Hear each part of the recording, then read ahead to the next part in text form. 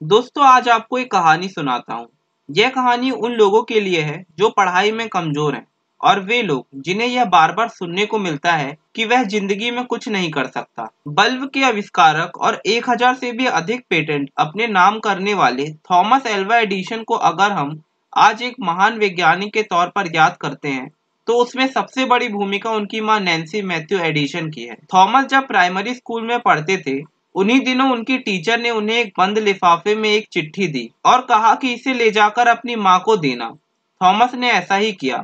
उस चिट्ठी को पढ़ते पढ़ते माँ की आंखों से आंसू बहने लगे थे। थॉमस ने पूछा कि माँ इसमें ऐसा क्या लिखा है कि आप रो पड़ी। तो थॉमस की माँ ने कहा कि ये खुशी के आंसू हैं। इसमें लिखा है कि आपका बेटा इतना होशियार है कि हमारे स्कूल के शिक्षकों का इतना स्तर नहीं है कि इसे अच्छी तरह से पढ़ा सकें, इसलिए इसे अब आप स्वयं ही पढ़ाएं। यह सुनकर बालक थॉमस इतने खुश हुए कि दुगने उत्साह से वे घर में अपनी माँ से ही पढ़ने व सीखने लगे। कई साल बीत गए। घर पर तैयार हुई बुनियाद पर एडिसन आगे बढ़ते बढ़ते एक स्थापित वैज्ञानिक बन चुके थे। सैकड़ों पेटेंट अपने नाम कर चुके थे। इस बीच उनकी माँ भी उन्हें छोड़कर दुनिया से जा चुकी थी। एक दिन घर में कुछ पुरानी चीज ढूंढते हुए उन्हें अलमारी से वही पत्र मिला जो सालों पहले स्कूल से उनकी माँ के लिए दिया गया था।